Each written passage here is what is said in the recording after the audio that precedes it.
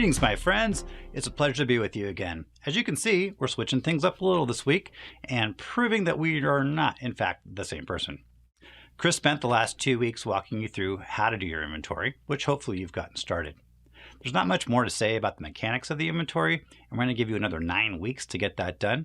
So in that time, we'll be presenting a variety of topics and doing interviews with several recovering addicts and codependents. Today's topic is abstinence versus harm reduction. The idea for this topic came up when Phil and I were talking about harm reduction as a form of recovery. It actually got a little heated. So of course we thought we've got to get this on video. Before you get too excited though, we're not going to come to blows over it. We're not going to break out into a cage fight. Let's get ready to rumble! We're just going to be presenting the pros and cons of each approach in a professional, calm manner. Right, Phil? Right. So what do we mean by abstinence versus harm reduction? Simply put, abstinence is the complete removal of the addiction from our lives.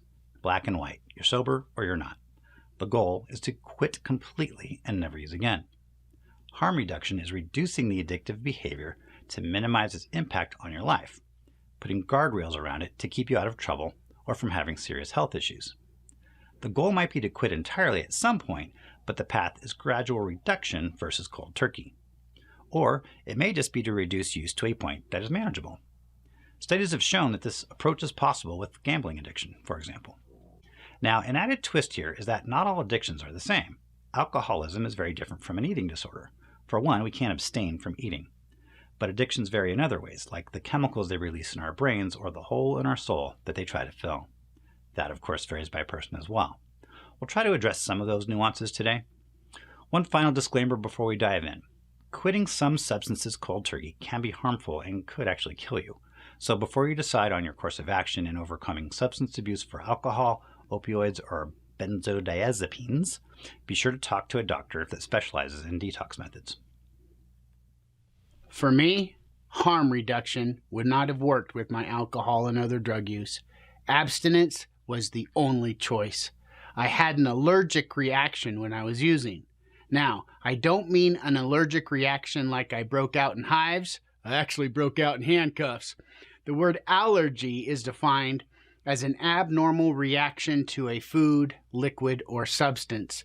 The normal reaction to alcohol is to have 1 or 2 drinks, catch a little buzz, and not go any further, call it a night. An alcoholic's experience is much different. As soon as the alcohol hits their system, they have that allergic reaction. The reaction is that their body starts to crave more. AA refers this to as the phenomenon of craving. Once that craving is activated, the alcoholic will do whatever it takes to get more, as their bodies beg for it.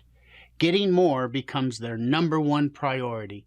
Family, work, freedom, morals, values, and ethics, peace, and serenity, and everything else comes second. Regardless of the consequences, we must have more. Our bodies physically crave it. It's as soon as we take that first dose, that's when the phenomenon of craving occurs. Now, some of you out there are thinking, that's not what an allergy is. You know, you might be right. But I can tell you that the way the AA book says fits for me. Thinking about alcohol as an allergy works, and it doesn't leave room for harm reduction. The only way to avoid that uncontrollable craving is not to put a drop of alcohol into my system. I think Chris might be right when it comes to alcohol. I've never heard of an alcoholic that was able to quit by slowly reducing the amount they drank. If you were able to do that, we'd love to hear from you via the comment section. Personally, I was able to quit smoking pot by gradually reducing the frequency that I smoked it. Granted, it took like 10 years to finally quit entirely, but I know from experience that it is possible. And my sobriety there is solid. I haven't smoked in over 9 years and I have 0 cravings. Harm reduction for me with pot started with not smoking it if I needed to be around other people who weren't smoking it with me. Then it was only on the weekends. Then it was only at concerts. The last time I smoked it at a concert, it was Black Sabbath in 2013, I had a bad experience, so I've decided to quit entirely. That's one aspect of harm reduction, not partaking in the addiction at times that it is most likely to cause issues. Not when I'm going to be driving, not when I'm around my kids, not at work. You get the idea. I get that harm reduction feels like a kinder, gentler path to a healthier life. At a societal level, I agree that it's better to embrace those with addictions and offer them help rather than throw them in jail. In places where they decriminalize drugs and use the money to help people rather than incarcerate them, the results have been profound. Check the comments for a link about heroin use in Portugal. But we're not talking about other countries here. We're talking about you, the person that is watching this video right now. What's going to work for you? Personally, I think it's impossible to live a healthy life if drugs or alcohol are a part of it. When I'm not using drugs, all I'm thinking about is using drugs. I'm thinking about it, thinking about it, thinking about it. This obsessive thinking distracts from all other rewarding and good things that life has to offer. I'm not living my best life if drugs and alcohol are a part of that life. Now, this next bit is not so much about the two approaches we've been discussing, but more about how different people handle slips. I've been taught that slips are inevitable. Very few people decide one day that they're going to quit and then never use again. We all stumble a bit. Some of us stumble a lot. When we do have a slip, we try really hard not to shame ourselves because getting into the shame cycle will actually prolong the slip and it may turn into a full-blown relapse. We don't want to just blow it off either. We try to learn from it by figuring out what triggered us and if there's something we can do differently the next time to either avoid the trigger or deal with it better. So Chris, what's your take on slips? Well, Phil, abstinence is the practice of not doing something. If I put a mind-altering chemical into my body that's not prescribed by a doctor or take more than prescribed, that's a relapse, Phil. A return to an old behavior. It really boils down to your intention.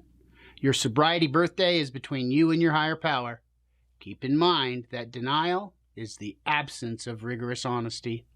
If you consciously choose to put alcohol or other drugs into your system, you're going to have an allergic reaction. Your body will beg for more, and you won't stop after the first dose. That's a relapse. I'm an addict. I'm an alcoholic. So I believe when it comes to alcohol and other drugs, a slip is actually a relapse because I intentionally put the drug or alcohol into my system and I have to start my days over again.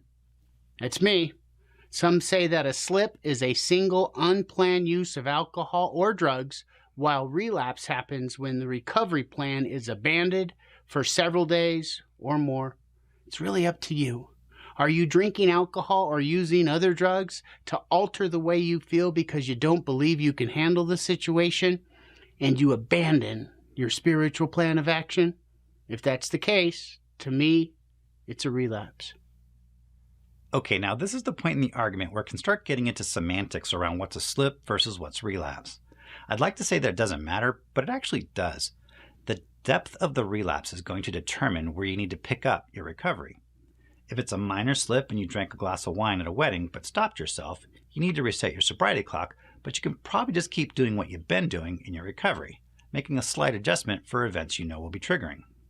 But if you go on a week-long bender, you probably need to go back to step one and reaffirm that your life's unmanageable. Then, revisit each step and make sure you reestablish your recovery foundation. That's going to be true whether you're doing abstinence or harm reduction. With harm reduction, you're still going to have boundaries and limits to your use, and a relapse is when you cross those boundaries. So let's talk about that now, where harm reduction is the only option because abstinence is not possible, like with food, or not desirable, like with sex. In these cases, you can still follow the spirit of the 12 steps, but you have the added task of defining what sobriety means for you. In SAA, which addresses sex addiction, they have the concept of the 3 circles, where you define your bottom line or inner circle behaviors as that place you really don't want to go and would consider a slip. Each person defines that for themselves, usually with the help of a sponsor. For those with food issues, it means coming up with an eating plan and refraining from compulsive behaviors around food. That's really the key to all of recovery, and we'll talk about that a lot. We face our emotional trauma and uncontrollable feelings in new and healthy ways, rather than drowning them with drugs, sex, food, shopping, work, gambling, people-pleasing, seeking acceptance, you name the drug of choice. So while you cannot abstain from certain things, you can still determine what your bottom line behaviors are, those things you don't want to do and would be considered a slip or a relapse. Well, as with many of these videos, I wish we could just tell you what you need to do, but this one's up to you. You need to decide what's going to work for you while avoiding denial and rationalization. In other words, don't use harm reduction as an excuse to keep using if it's going to keep you in an unhealthy cycle. At the same time, if you do have a slip, don't shame yourself, as that could also keep you in an unhealthy cycle.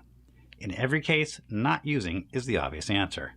We increase our chances for that by sticking to our spiritual plan of action. So stay strong, stay in community, and keep up that daily routine we've been working on. We'd love to hear your thoughts on this, so please send us your comments. We'll see you next week when we'll be starting our series of interviews. Until then, be well, my friends. And remember, Recovery is possible. Today.